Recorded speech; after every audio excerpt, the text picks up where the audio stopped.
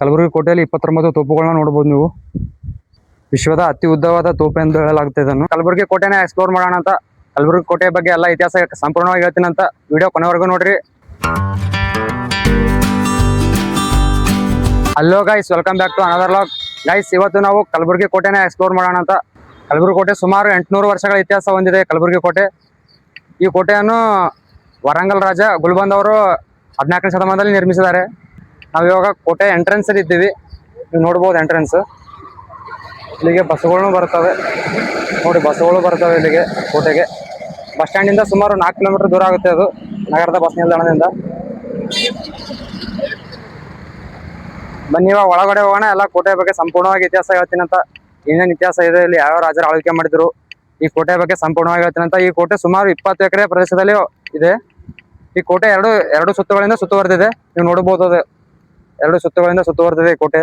ಇಲ್ಲಿ ನೀರುಗಳು ಯಾಕೆ ಇದು ಮಾಡಿದ್ದಾರೆ ಅಂದರೆ, ಮೊದಲು ಅವಾಗ ಹಿಂದಿನ ಕಾಲದಲ್ಲಿ ಸೈನಿಕರು, ಬೇರೆ ರಾಜ್ಯದ ಸೈನಿಕರು ನಮ್ಮ ಈ ಕೋಟೆ ಮೇಲೆ ಆಕ್ರಮಣ ಮಾಡುತ್ತಿದ್ದಾಗ ಅವರು ಮೊದಲು ಆ ನೀರನ್ನು ದಾಟಿ ಕೋಟೆಯನ್ನು ಹಬ್ಬುತ್ತಿದ್ರು. ಸೊ ಅದಕ್ಕಾಗಿ ಅವರಿಗೆ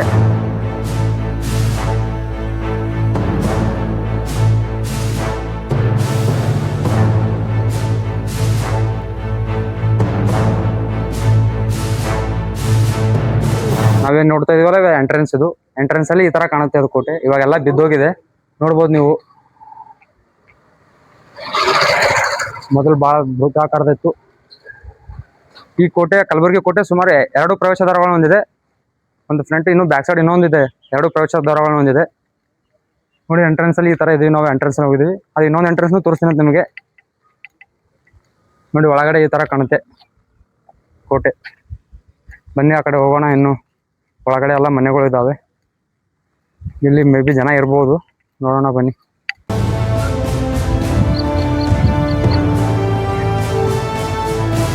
ಇಲ್ಲಿ ಸುಮಾರು 29 ತೋಪುಗಳು ಅಂತ. ನೋಡೋಣ ಎಷ್ಟು ತೋಪುಗಳು ಇವಾಗ ಪ್ರೆಸೆಂಟ್ ಅಲ್ಲಿ ಇದಾವೆ ಅಲ್ಲಿ ಏನಂತ ಎಲ್ಲ ತೋರಿಸ್ತೀನಿ ಅಂತ.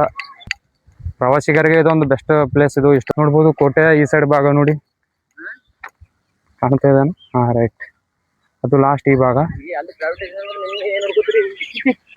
ನೋಡಿ. ಈ ತರ ಕಾಣುತ್ತೆ ಇದು. ಬನ್ನಿ ಒಳಗಡೆ ಹೋಗೋಣ. ರಣಮಂಡಲ, ನೀವು ನೋಡ್ತಾ ಇದ್ರಲ್ಲ, ರಣಮಂಡಲ ಗುಲ್ಬರ್ಗ ಫೋರ್ಟ್. ಈ ಕೋಟೆ ಬಗ್ಗೆ ಸಂಪೂರ್ಣ ಇತಿಹಾಸ ಇದರಲ್ಲಿದೆ. ಏನು ಬೋರ್ಡ್ ನೋಡ್ತಾ ಇದ್ರಲ್ಲ ನೀವು, ಇದರಲ್ಲಿ ಸಂಪೂರ್ಣ ಇತಿಹಾಸ ಇದೆ.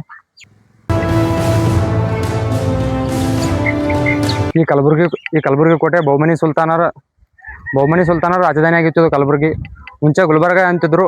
ಮುಂಚೆ ಗುಲ್ಬರ್ಗ, ಇಲ್ಲಿ ಮೊದಲು ಪರ್ಷಿಯಾ ದೇಶದ ರಾಯಭಾರಿ ಅಬ್ದುಲ್ ರಜಾಕ್ ಅವರು ಇಲ್ಲಿ ಭೇಟಿ ಕೊಟ್ಟಾಗ ಇಲ್ಲಿ ಬಹಳಷ್ಟು ಗುಲಾಬಿ ಬೆಳೆದ್ರಿಂದ ಸೊ ಗುಲ್ಬರ್ಗ ಅಂತ ಹೇಳಿಕೊಟ್ಟಿದ್ದಾರೆ ಅವರು. ಸೊ ನಂತರ ಇದನ್ನು ಕಲಬುರಗಿ ಆಯಿತು. ಕಲಬುರಗಿ ಯಾಕಂತಾರೆ ನಿಮ್ಗೆ ಗೊತ್ತೇ ಇದೆ. ಇಲ್ಲಿ ಅತಿ ಹೆಚ್ಚು ಕಲ್ಲುಗಳು ಸಿಗ್ತವೆ. ಕಲ್ಲು ಪ್ಲಸ್ ನಾಡು, ಕಲಬುರಗಿ ಕಲ್ಲುಗಳ ನಾಡು ಅಂತ ಈ ತರ ಮಾಡಿ ಕಲಬುರಗಿ ಮಾಡಿದ್ದಾರೆ. ಇವಾಗ ಕಲಬುರಗಿ ಅಂತಾರೆ.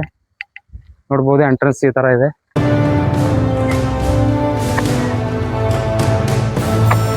ಬಹುಮನಿ ಸುಲ್ತಾನರ ರಾಜಧಾನಿ ಇದು ಗುಲ್ಬರ್ಗ. ವರಂಗಲ್ ರಾಜ ಗುಲ್ಬಂದ್ ಅವರು ಈ ಕೋಟೆಯನ್ನು 14ನೇ ಶತಮಾನದಲ್ಲಿ ನಿರ್ಮಿಸಿದ್ದಾರೆ. ಈ ಕೋಟೆ ಸುಮಾರು 3 ಕಿಲೋಮೀಟರ್ ಸುತ್ತುವರೆದಿದೆ ಇದು ಕೋಟೆ. ಈ ಕೋಟೆಗೆ ಎಷ್ಟೋ ಸಲ ವಿಜಯನಗರ ಸಾಮ್ರಾಜ್ಯದವರು ಈ ಕೋಟೆಯನ್ನು ನಾಶ ಮಾಡಿದ್ದಾರೆ. ಅನೇಕ ಬಾರಿ ಈ ಕೋಟೆಯನ್ನು ನಾಶ ಮಾಡಿದ್ದಾರೆ. ಮತ್ತು 1565ರ ತಾಳಿಕೋಟೆ ಕದನದಲ್ಲಿ ಅವ್ರೇನು ಪತನ ಆಗುತ್ತಲ್ಲ, ವಿಜಯನಗರ ಸಾಮ್ರಾಜ್ಯ ಪತನ ಆದ ನಂತರ ಬಿಜಾಪುರದ ಆದಿಲ್ ಶಾಹಿಗಳು ಮತ್ತೆ ಈ ಕೋಟೆಯನ್ನು ಪುನರ್ ನಿರ್ಮಾಣ ಮಾಡ್ತಾರೆ. ಅಲಾವುದ್ದೀನ್ ಹಸನ್ ಗಂಗು ಅವರು ಈ ಕೋಟೆಯನ್ನು ನವೀಕರಣ ಮಾಡ್ತಾರೆ ನೋಡಿ. ಇವಾಗ ಇದರ ಸ್ಥಿತಿ ಈ ತರ ಇದೆ. ಆಲ್ಮೋಸ್ಟ್ ಇಲ್ಲೆಲ್ಲ ಬಿದ್ದೋಗಿದೆ, ನೋಡ್ಬೋದು ನೀವು. ಇದಕ್ಕೆ ರಣಮಂಡಲ ಅಂತಾರೆ. ನಾವೇನೇ ಇವಾಗ ಪ್ರೆಸೆಂಟ್ ಇದೀವಲ್ಲ, ಇದು ರಣಮಂಡಲ. ಬನ್ನಿ, ಇಲ್ಲೂ ಒಂದು ತೋಪುಗಳು ಇರ್ಬೋದು. ಮೇಡಮ್ ಡ್ಯೂಟಿ ಹಾಕಿದ್ದಾರೆ. ಬನ್ನಿ ಮೇಲ್ಗಡೆ ಹೋಗೋಣ. ಇನ್ನು ಮೇಲ್ಗಡೆಯಿಂದ ಯಾವ ತರ ಕಾಣುತ್ತೆ ಪ್ಲೇಸು ಎಲ್ಲ ತೋರಿಸ್ತೀನಿ ಅಂತ. ಈ ತರ ಮೆಟ್ಲುಗಳು ಸಿಗ್ತವೆ ನಿಮಗೆ ಹೋಗ್ಲಿಕ್ಕೆ. ವಯಸ್ಸಾದವ್ರಿಗೆ ಸ್ವಲ್ಪ ಕಷ್ಟ ಆಗುತ್ತೆ. ಈ ತರ ಮೆಟ್ಲುಗಳು ಇರ್ತವೆ. ಇಲ್ಲಿ ಪೊಲೀಸರಿಗೆ ಡ್ಯೂಟಿ ಹಾಕಿದ್ದಾರೆ, ನೋಡ್ಬೋದು ನೀವು. ಆರ್ಕಿಯಾಲಜಿಕಲ್ ಸರ್ವೆ ಆಫ್ ಇಂಡಿಯಾ ಅಂಡರ್ದಾಗ ಬರುತ್ತೆ ಇದು ಈ ಕೋಟೆ. ಇವಾಗ ನಾವು ರಣಮಂಡಲ ಮ್ಯಾಗಿದ್ದೀವಿ, ನೋಡ್ಬೋದು ನೀವು. ಇಲ್ಲಿ ಸೆಕ್ಯೂರಿಟೀಸ್ನೂ ಇದ್ದಾರೆ.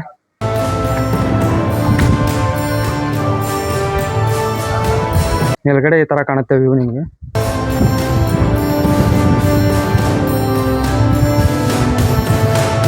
ನೀವು ಯಾರ್ಯಾರು ಕಲಬುರಗಿ ಕೋಟೆ ನೋಡಿದಾರ ಎಲ್ಲರೂ ಕಮೆಂಟ್ ಮಾಡಿ. ಇಲ್ಲಿ ಸುಮಾರು ಕಲಬುರಗಿ ಕೋಟೆಯಲ್ಲಿ 29 ತೋಪುಗಳನ್ನ ನೋಡ್ಬೋದು ನೀವು. ಇವಾಗ ಸದ್ಯಕ್ಕೂ ಅಲ್ಪ ಸ್ವಲ್ಪ ಉಳಿದಿದ್ದೇವೆ. ನೋಡ್ಬೋದು ನೀವು, ಇಲ್ಲೊಂದು ತೋಪಿದೆ, ಇಲ್ಲೂ ಒಂದು ಸಣ್ಣ ತೋಪಿದೆ.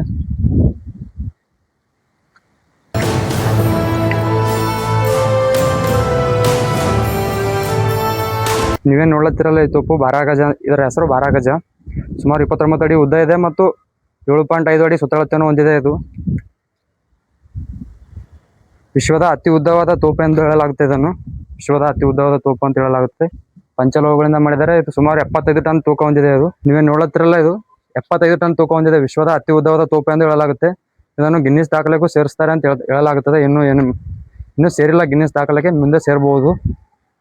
ನೋಡಿ, ವಿಶ್ವದ ಅತಿ ಉದ್ದವಾದ ತೋಪು ಕಲಬುರಗಿ ಕೋಟೆಯ ಮೇಲ್ಗಡೆ ಇದೆ. ಇದು ಇದಕ್ಕೂ ಬಾರಾಗಜ ಅಂತಾರೆ. ರಣಮಂಡಲದ ಮೇಲ್ಗಡೆ ಇದೆ, ರಣಮಂಡಲ ಮೇಲ್ಗಡೆ ಇದೆ. ಮೇಲ್ಗಡೆಯಿಂದ ಈ ತರ ಕಾಣುತ್ತೆ ವ್ಯೂ, ನೋಡ್ಬೋದು ನೀವು. ಇಲ್ಲಿ ಸಾಕಷ್ಟು ಜನ ಟೂರಿಸ್ಟ್ ಬರ್ತಾರೆ. ಇಲ್ಲಿ ನೋಡ್ರಿ, ಈ ತರ ಕಾಣುತ್ತೆ ಪ್ಲೇಸ್. ಅದು ಮೇಲ್ಗಡೆಯಿಂದ ನೋಡಿ ಕಲಬುರಗಿ ಯಾವ ತರ ಕಾಣುತ್ತೆ. ಅಲ್ಲಿ ಸಂಗಮ ಥಿಯೇಟರ್ ಇದೆ, ಜಯದೇವ್ ಹಾಸ್ಪಿಟಲ್. ಈ ತರ ಕಾಣುತ್ತೆ ಮೇಲ್ಗಡೆ. ಒಂದು 5-6 ತೋಪುಗಳಷ್ಟೇ ನಾವು ನೋಡ್ಬೋದು ಇವಾಗ. ನೋಡಿ, ಇಲ್ಲಿ ಒಂದು ತೋಪಿದೆ. ಇವು ಸುಮಾರು 2 ಕಿಲೋಮೀಟರ್ ವರೆಗೂ ಇವು ಹೋಗಿ ಬೀಳ್ತೀವಂತೆ. ಇವು ತೋಪುಗಳು, ಬಾಂಬುಗಳು ಎಲ್ಲ ಮದ್ದುಗುಂಡುಗಳು ಸಿಡಿಸ್ತಿರೋದ್ರಿಂದ.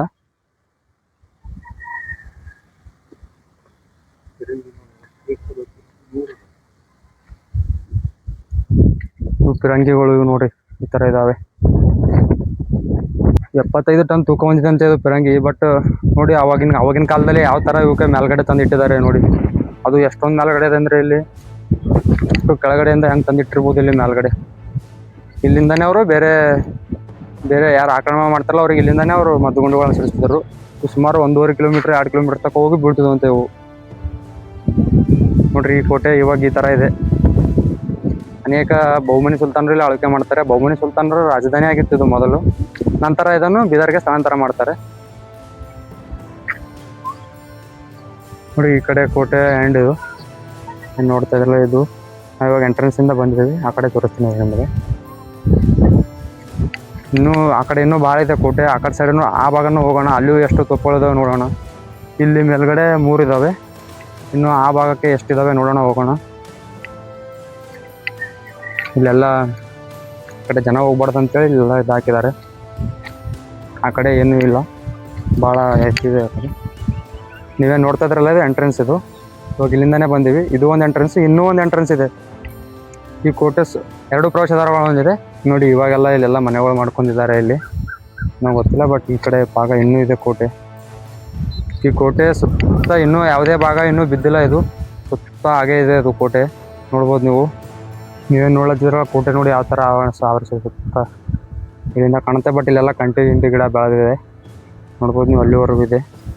ಝೂಮ್ ಮಾಡ್ತೀನಿ. ಈ ಥರ ಕಾಣುತ್ತೆ ಕೋಟೆ.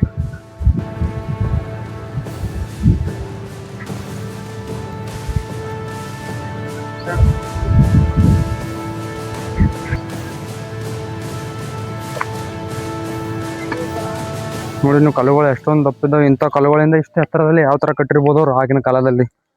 ನೋಡಿ, ಆವಾಗಿನ ಕಾಲದಲ್ಲಿ ಯಾವ ಥರ ಅವ್ರು ಗಟ್ಟಿ ಮುಟ್ಟಿದ್ರು ಆಗಿನ ಕಾಲದಲ್ಲಿ.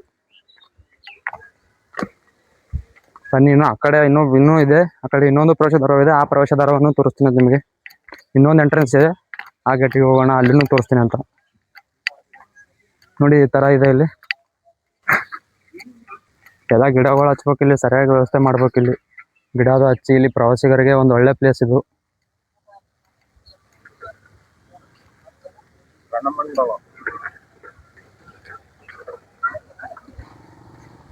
ನೀವೇನು ನೋಡತ್ತಿರಲ್ಲ ಕೋಟೆ, ಇಲ್ಲೆಲ್ಲ ಸಾಕಷ್ಟು ಮನೆಗಳಿದಾವೆ. ಇಲ್ಲಿ ನೋಡ್ಬೋದು ನೀವು, ಇಲ್ಲೆಲ್ಲ ಮನೆಗಳು, ಇಲ್ಲೆಲ್ಲ ವಾಸ್ತಾ ಇದ್ದಾರೆ ಜನಗಳು. ಇಲ್ಲಿ ಏನೋ ಗೊತ್ತಿಲ್ಲ, ಇದು ಮೇ ಬಿ ಗೌರ್ಮೆಂಟ್ ಲ್ಯಾಂಡಲ್ಲೂ ಬರುತ್ತೆ. ಇದು archaeology survey of India, but ಏನೋ ಗೊತ್ತಿಲ್ಲ. ಇಲ್ಲೆಲ್ಲ ವಾಸ್ತಾ ಇದ್ದಾರೆ. ಬನ್ನಿ, ಇದೆಲ್ಲ ಗೌರ್ಮೆಂಟ್ ಅವ್ರು ನೋಡ್ಕೋಬೇಕಿದೆಲ್ಲ, ಬಟ್ ಇಲ್ಲೆಲ್ಲ ವಾಸ್ತಾ ಇದ್ದಾರೆ ಜನಗಳು. ನೋಡಿ, ಈ ಥರ ಮನೆಗಳು ಇದ್ದಾವೆ. ಕೋಟೆ ಒಳಗಡೆನೇ ಇದ್ದಾವೆ ಮನೆಗಳು.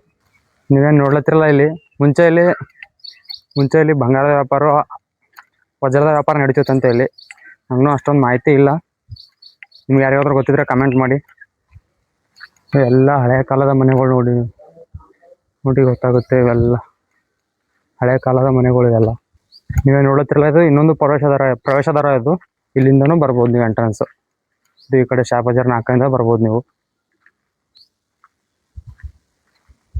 ನೀವು ನೋಡ್ಬೋದು ಇಲ್ಲಿ ಇಂಡೋ ಇಸ್ಲಾಮಿಕ್ ವಾಸ್ತುಶಿಲ್ಪಗಳು ನೋಡ್ಬೋದು ನೀವು. ಇಲ್ಲೆಲ್ಲ ಕೊಂಬೆಗಳು ನೋಡಿ ಯಾವ ತರ ಕೆತ್ತನೆ ಮಾಡಿದ್ದಾರೆ ಕಾಣ್ತವೆ.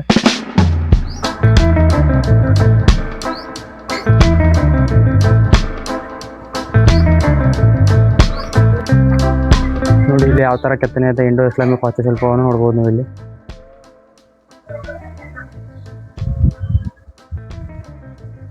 ಕಡೆ ಒಂದು ಮಸೀದಿ ಇದೆ ನೋಡಿ, ಕೋಟೆ ಒಳಗಡೆನೆ ಇದೆ ಎಲ್ಲ.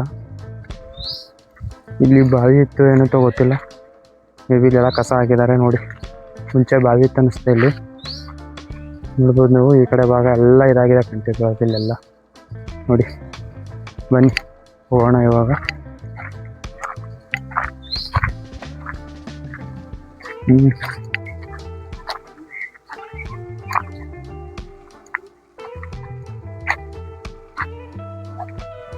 ಇಲ್ಲೂ ಅನೇಕ ದೊಡ್ಡ ದೊಡ್ಡ ತೋಪುಗಳಿದಾವೆ, ನೋಡೋಣ ಅದೇನೇ ಯಾವ್ಯಾವ ರಂಗುಗಳಿದಾವೆ ನೋಡೋಣ. ನೋಡಿ ಕೋಟೆ ಈ ತರ ಇದೆ, ಇವಾಗ ಎಲ್ಲ ಬಿದ್ದೋಗಿದೆ ನೋಡ್ಬೋದು ನೀವು. ಇಲ್ಲಿ ಸೆಕ್ಯೂರಿಟಿ ಇದ್ದಾರೆ, ಇಲ್ಲಿ ಮೇ ಬಿ ಇಬ್ಬರು ವಾಚ್ಮೆನ್ ಒಬ್ರು ಪೊಲೀಸ್ ಇದ್ದಾರೆ ನೋಡಿ. ಈ ತರ ಇದೆ ಈ ಕಡೆ.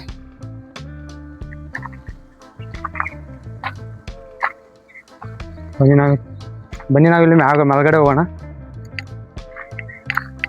ದೊಡ್ಡ ತೋಪಿನ ಬುರ್ಜ್ ನೋಡಿ, ಇಲ್ಲಿ ಬೋರ್ಡ್ ಹಾಕಿದ್ದಾರೆ, ನೀವು ನೋಡ್ಬೋದು. ದೊಡ್ಡ ದೊಡ್ಡ ತೋಪಿನ ಬುರ್ಜ್ ಅಂತೆ. ಬನ್ನಿ ನೋಡೋಣ, ಹೋಗೋಣ ಒಳಗಡೆ. ಕೋಟೆ ನೋಡಿ ಯಾವ ಥರ ಇದೆ.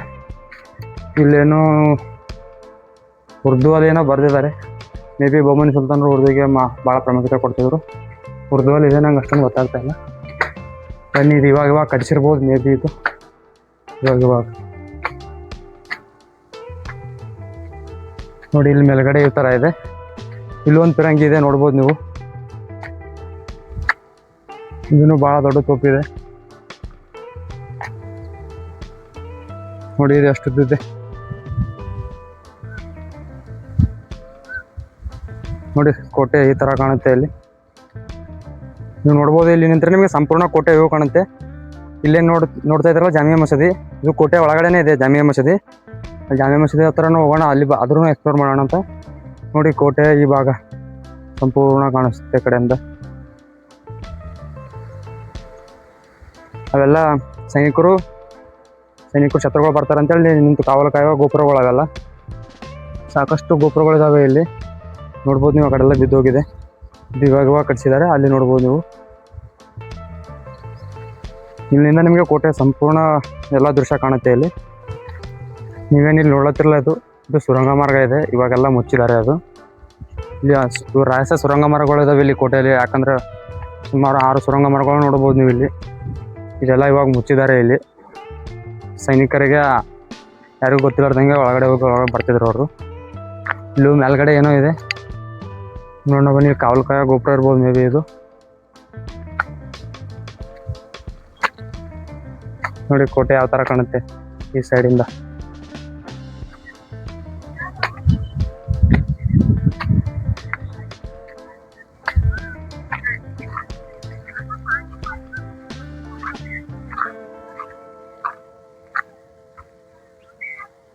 ನೀವೇನಲ್ಲಿ ನೋಡತ್ತಿರಲ್ಲ, ಅದನ್ನು ಸುರಂಗ ಮಾರ್ಗ ಇದೆ. ಅದು ಇವಾಗೆಲ್ಲ ಇದಾಗಿದೆ. ಅಲ್ಲೂ ಸುರಂಗ ಮಾರ್ಗ ಇದೆ. ಥರ ಅನೇಕ ಸುರಂಗ ಮಾರ್ಗಗಳನ್ನು ನೀವು ನೋಡ್ತೀರಾ ನೀವು ಇಲ್ಲಿ ಈ ಕೋಟೆ ಒಳಗಡೆ. ಎಲ್ಲ ರಹಸ್ಯ ಸುರಂಗ ಮಾರ್ಗಗಳು ನೋಡಿ. ಇಲ್ಲಿ ಈ ಥರ ಇದೆ ಪ್ಲೇಸ್ ಇದು. ಅಲ್ಲಿವರೆಗೂ ಇದೆ ಕೋಟೆ ಇದು. ಏನು ನೋಡ್ತಾ ಇದ್ರಲ್ಲ ಈ ಕಡೆ ಭಾಗ ಸಂಪೂರ್ಣ ಅಲ್ಲಿ ಒಂದಿದೆ.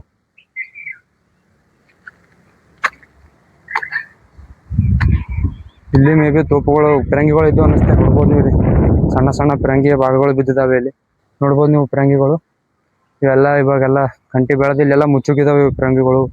ಇವನ್ನು ಆರ್ಕಿಯಾಲಜಿಕಲ್ ಡಿಪಾರ್ಟ್ಮೆಂಟ್ದವರು, archaeological survey of India archaeological ಡಿಪಾರ್ಟ್ಮೆಂಟ್ದವ್ರು ಇವನ್ನೆಲ್ಲ ಭಾಳ ಇಡಬೇಕಿದು ಕ್ಲೀನಾಗಿ. ನೋಡಿ ಇಲ್ಲೆಲ್ಲ ಕಂಟಿಗಳು ಬೆಳೆದು ಅವಾಗಿನ ಕಾಲದ ರಂಗಿಗಳು ನೋಡಿ ಯಾವ ತರ ಬಿದ್ದಿದಾವೆ ಇಲ್ಲಿ ನೋಡಿ ಯಾವ ತರ ಇದಾಗಿದಾವೆ. ಇವನ್ನು ಸರಿಯಾಗಿ ತೆಗೆದು ವೀಕ್ಷಣೆಗೆ ಪ್ರವಾಸಿಗರಿಗೆ ಬಹಳ ಹೆಲ್ಪ್ ಮಾಡ್ಬೇಕು ಇವರು. ಪ್ರವಾಸಿಗರಿಗೆ ಇದು ನೋಡುವಂತ ಸ್ಥಳ ಮಾಡ್ಬೇಕು ಇವರು. ರಂಗಿಗಳು ನೋಡಿ ಯಾವ ತರ ಬಿದ್ದಿದಾವೆ. ಅದರ ಸುತ್ತಮುತ್ತ ಎಲ್ಲ ಕಂಟಿ ಬೆಳೆದಿದೆ. ಇದನ್ನು ಬಹಳ ನೆಗ್ಲೆಕ್ಟ್ ಮಾಡ್ತಿದ್ದಾರೆ. ಬಟ್ ರಂಗಿಗಳೆಲ್ಲ ಬಹಳ ಇದು ಮಾಡಕ್ ಹೋಗ್ಬೇಕಿತ್ತು. ನೋಡಿ ಯಾವ ತರ ಬಿದ್ದಿದಾವೆ, ಎಲ್ಲ ಇದಾಗಿದಾವೆ. ಅಲ್ಲೂ ಸಾಕಷ್ಟು ಪಿರಂಗಿಗಳು, ಅಲ್ಲಿ ಹೋಗೋಣ ಅಂತ.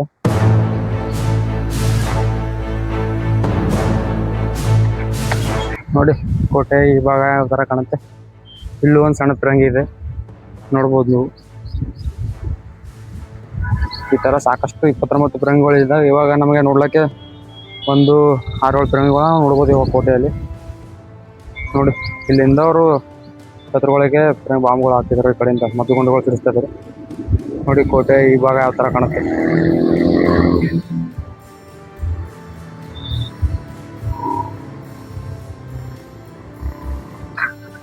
ನೀವೇನ್ ನೋಡತ್ತಿರಲ್ಲ, ಇದು ಜಾಮಿಯಾ ಮಸೀದಿ.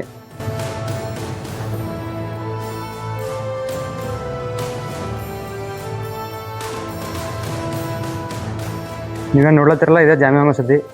ಇಲ್ಲಿ ಮಿನಾರುಗಳಿಲ್ಲದೆ 68 ಗುಮ್ಮಟಗಳು, ಕಮಾನುಗಳನ್ನ ಹೊಂದಿದೆ. ಇದು ಸುಮಾರು 700 ವರ್ಷಗಳ ಇತಿಹಾಸ ಹೊಂದಿದೆ. ಇದು ಜಾಮಿಯಾ ಮಸೀದಿ ದಕ್ಷಿಣ ಭಾರತದ ಅತಿ ದೊಡ್ಡ ಮಸೀದಿ ಇದು ಜಾಮಿಯಾ ಮಸೀದಿ. ಇಂಡೋ ಪರ್ಷಿಯನ್ ವಾಸ್ತುಶಿಲ್ಪವನ್ನು ಹೊಂದಿದೆ. ಇದು ಒಳಗಡೆ ನೋಡ್ಬೋದು ನೀವು. ಒಂದು ಮೂಲೆಯಲ್ಲಿ ನಿಂತು ಇನ್ನೊಂದು ಮೂಲೆಯಲ್ಲಿ ಸ್ಪಷ್ಟವಾಗಿ ಧ್ವನಿ ಕೇಳುತ್ತಂತೆ. ಒಂದು ಮೂಲೆಯಲ್ಲಿ ಮಾತಾಡಿದ್ರೆ ಇನ್ನೊಂದು ಮೂಲೆಗೆ ಸ್ಪಷ್ಟವಾಗಿ ಧ್ವನಿ ಕೇಳುತ್ತಂತೆ. ಧ್ವನಿ ಬೆಳಕಿನ ವ್ಯವಸ್ಥೆ ಮಾಡಲಾಗಿದೆ ಇಲ್ಲಿ. ಈ ಜಾಮಿಯಾ ಮಸೀದಿ ಒಳಗಡೆ ವಿಡಿಯೋ ಮಾಡ್ಲಿಕ್ಕೆ ಪರ್ಮಿಷನ್ ತೊಗೋಬೇಕಂತೂ ಏನೋ ಆರ್ಕಿಯಾಲಜಿಕಲ್ ಡಿಪಾರ್ಟ್ಮೆಂಟ್ಗೆ ಹೋಗಿ ಅಲ್ಲಿ ಏನೋ ಅವ್ರ ಆಫೀಸಿಗೆ ಹೋಗಿ ಒಂದು ಲೆಟರ್ ಮತ್ತು DC ಹತ್ರ ಹೋಗಿ ಲೆಟರ್ ಬರ್ಸ್ಬೇಕಂತೆ. ಏನೋ ನಂಗೂ ಅಷ್ಟು ಗೊತ್ತಿಲ್ಲ. ಈ ಲೆಟರ್ ತೊಗೊಂಡು ಅದು ಮಾಡ್ಬೇಕಂದ್ರೆ ಭಾಳ ಟೈಮ್ ಹಿಡಿಯುತ್ತೆ. ನಾನು ಇವಾಗ ಚಿತ್ತಾಪುರಿಂದ ಬಂದಿನಿ ಇಲ್ಲಿಗೆ. ಇಲ್ಲಿಂದ ಹೋಗಿ ಲೆಟರ್ ತೊಗೊಂಡು ಮಾಡೋಕ್ಕೆ ಮತ್ತು ಸಾಯಂಕಾಲನೇ ಆಗುತ್ತೆ. ಸೊ DC ಅವ್ರು ನಮಗೆ ಸಿಗ್ತಾರಲ್ಲ ಗೊತ್ತಿಲ್ಲ. ಅಲ್ಲಿ ಭೀ ಲೆಟರ್ ತೊಗೋಬೇಕಂತ, DC ಹತ್ರ ಪರ್ಮಿಷನ್ ತೊಗೋಬೇಕಂತ, ಏನೋ ಗೊತ್ತಿಲ್ಲ. ಇನ್ನೂ ಹೆಚ್ಚಿನ ಪ್ಲೇಸ್ಗಳನ್ನ ತೋರಿಸಿನಂತ ಇನ್ನೂ ಒಳಗಡೆ ಪರ್ಮಿಷನ್ ಕೊಟ್ಟಿಲ್ಲ. ಇರಲಿ, ನೆಕ್ಸ್ಟ್ ಟೈಮ್ ಪರ್ಮಿಷನ್ ತೊಗೊಂಡು ಬಂದ್ರೆ ಆಯ್ತು ಇಲ್ಲಿ. ಸೊ ಇವಾಗ ಈ ವಿಡಿಯೋನ ಇಲ್ಲಿಗೆ ಆನ್ ಮಾಡ್ತೀನಂತ. ಈ ವಿಡಿಯೋ ಇಷ್ಟ ಆದರೆ ಲೈಕ್, ಶೇರ್, ಸಬ್ಸ್ಕ್ರೈಬ್ ಮಾಡ್ರಿ. ನೆಕ್ಸ್ಟ್ ವಿಡಿಯೋ ಸಿಗ್ತೀನಿ. ದುಃಖಕ್ಕೆ ಮುಳ್ಳ, ಅಸೂಯೆ ಒಳ್ಳೆಯದಲ್ಲ, ಬೆಳ್ಳಗೆ ಇರೋದೆಲ್ಲ ಹಾಲಲ್ಲ, ಇಲ್ಲಿ ಯಾರು ಮೇಲಲ್ಲ.